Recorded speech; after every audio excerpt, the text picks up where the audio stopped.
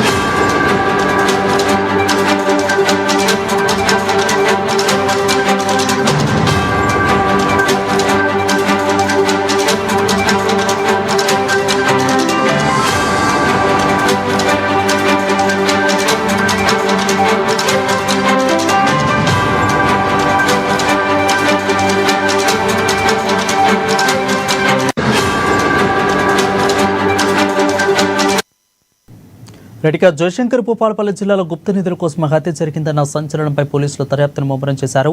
ఈ కేసులో విస్తుపోయే సంచలన విషయాలు వెలుగులోకి వచ్చాయి. అయితే కూతురిని కన్న తల్లి హత్య చేయించిందన్న విషయాన్ని పోలీసులు వెల్లడించారు. దీనిపై మరింత సమాచారం అందించేందుకు మా వరంగల్ ప్రతినిధి మౌనిష్ ఫోన్లో సిద్ధంగా ఉన్నారు. మౌనిష్, చెప్పండి, అప్డేట్స్ ఏంటి? ఎక్కడ చూడని వింత కన్న తల్లి కన్న కూతురిని ఈ రకంగా చంపించడం అనేది ఒక బాధాకరమైన విషయం. అప్డేట్స్ ఏంటి అసలు? Good evening Varun. జయశంకర్ భూపాలపల్లి జిల్లాలో సంచలనం సృష్టిస్తున్న వర్షిణి హత్య కేసు పోలీసుల దర్యాప్తులో సంచలన విషయాలు అయితే బయటపడుతున్నాయి. ప్రాథమికంగా వివరాలు చూసుకుంటే చిట్యాల మండలం ఒడిదిల గ్రామానికి చెందినటువంటి వర్షిణి అనే యువతి జయశంకర్ భూపాలపల్లి జిల్లా కాటారం శివారు మేడపల్లి అడవి ప్రాంతంలో మృతి చెంది పడి ఉండగా పశువుల కాపరి చూసి పోలీసులకైతే సమాచారం ఇచ్చారు. పోలీసులు అనుమానాస్పద మృతిగా అయితే ఫస్ట్ కేసు నమోదు చేసుకొని దర్యాప్తు చేశారు. మృతదేహం పక్కన నిమ్మకాయలు, కుంకుమ, పశువు లాంటివి ఉండటంతో శుద్ధ పూజల కోసం యువతిని బలి ఇచ్చారంటూ వాదన కూడా ఆ సమయంలో వినిపించాయి.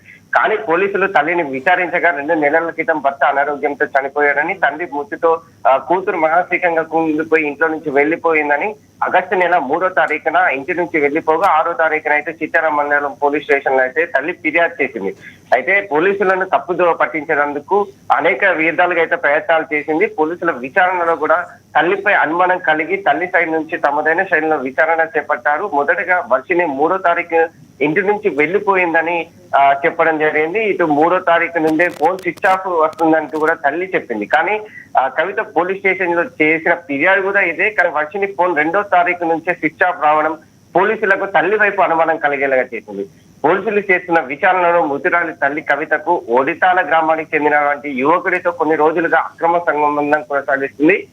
భర్త అడ్డుగా ఉన్నాడని భర్తను కూడా అడ్డు తొలగించినట్టు పోలీసుల విచారణలో బయటపడింది. భర్తను చంపి భర్త అనారోగ్యంగా చనిపోయాడంటూ గ్రామస్తులను అదేవిధంగా కుటుంబీకులను కూడా నమ్మించింది కవిత. ఇదే విషయాన్ని కుమార్తెకు కూడా తెలియడంతో కుమార్తెను కూడా చంపాలని ఇటు ప్రియుడితో అదేవిధంగా మరికొందరు వ్యక్తులతో కలిసి గొంతు పిసికి యువతిని అయితే చంపేయడం జరిగింది. ప్రియుడి ఇంట్లోనే సుమారుగా 16 రోజుల పాటుగా కూలింగ్ ప్రదేశంలో మృతదేహాన్ని దాచారు. అటు భర్త సంచిలో అయితే వర్షిణి యొక్క మృతదేహాన్ని పెట్టి ఉంచడం జరిగింది. కానీ దుర్వాసన రావడంతో విషయం బయటపడుతుందని ప్రియుడితో బైక్ మీద సంచిలోనే ఈ కూతురి శవాన్ని పెట్టుకొని భూపాలపల్లి జిల్లా కాటారం మీదుగా గోదావరి నదిలో శవాన్ని పాడేయాలనుకున్నారు. కానీ కాటారం నుంచి ఒకటే మార్గం ఉండడం వల్ల ఎక్కడ దొరికిపోతామనే భయంతో కాటారం అడవిలోనే శవాన్ని వదిలేశారు. ఇక్కడ వారికి మరలా 2 సమస్యలు అయితే తలెత్తుతున్నాయని ఆలోచించి 2 విధాల ప్లాన్ అయితే చేశారు. మొదటిగా ఆధార్ కార్డు, కుంకుమ, పసుపు, నిమ్మకాయలు వంటి పెట్టి క్షుద్ర పూజల కోసం బలి ఇచ్చారంటూ ఉంటారని అనుకోవాలని చేశారు. మరొకటి గతంలో వర్షినికి కూడా ప్రేమ వ్యవహారం ఉండేది.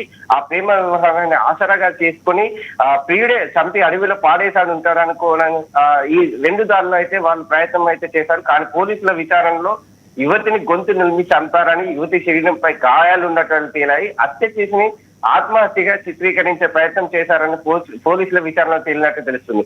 ఈ డబుల్ మర్డర్ విషయం బయటపడడంతో కేసునైతే సీరియస్ గా తీసుకున్నారు పోలీసులు.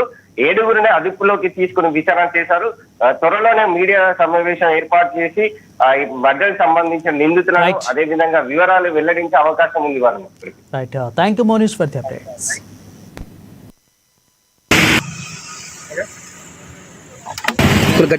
నమస్తే అండి. నిన్నటి రోజున మధ్యాహ్నం 3 గంటలకి మనకి కాటారం పోలీస్ స్టేషన్ పరిధిలోని ఈ కమలాపూర్ క్రాస్ రోడ్డుకి నియర్లీ ఒక గుర్తు తెలియని యువతి యొక్క మృతదేహం ఉందని చెప్పేసి ఈ దారి వెంట పోయే యువకులు సమాచారం ఇవ్వడం జరిగింది పోలీస్ స్టేషన్లో. ఆ సమాచారం మేరకు మేము, మా ఎస్ఐ గారు, సిబ్బంది, మా డిఎస్పీ గారు అందరం కూడా ఈ సీన్ విజిట్ చేయడం జరిగింది. ఆ తర్వాత వాళ్ళ మదర్ వచ్చేసి 6వ తారీఖు రోజున చిట్యాల పోలీస్ స్టేషన్లో కేసు నమోదు చేయించడం జరిగింది. ఆ తర్వాత పోలీసు బృందాలుగా అమ్మాయి గురించి గాలింపు చర్యలు చేపట్టినారు. అయినా కానీ ఆ తర్వాత నిన్న వచ్చిన సమాచారం మేరకు మేము చిట్యాల పోలీసు వాళ్ళు కలిసి చూస్తే ఆ అమ్మాయి మిస్ అయిన అమ్మాయే ఇక్కడ చనిపోయిన అమ్మాయిగా వాళ్ళ మదర్ని తీసుకొచ్చి చూపించి గుర్తించడం జరిగింది. ఆ తర్వాత ఒకటి కేసు నమోదు చేసి కాటారం పోలీస్ స్టేషన్లో దర్యాప్తు కొనసాగుతుంది. ఇందులో భాగంగా హత్యనా ఆత్మహత్యనా ఏందనే దాన్ని మరియు మేము తర్వాత ఫర్దర్ ఇన్వెస్టిగేషన్ తర్వాత మీడియాకి మళ్ళీ మిగతా సమాచారాన్ని ఇస్తాం. ఇప్పుడు దర్యాప్తు స్టేజ్లో ఉన్నది కావున ఈ రోజున ఇక్కడ బాడీ తీసుకుపోలేదు కాబట్టి భూపాలపల్లి మెడికల్ కాలేజ్ ప్రొఫెసర్ గారిని ఇక్కడికి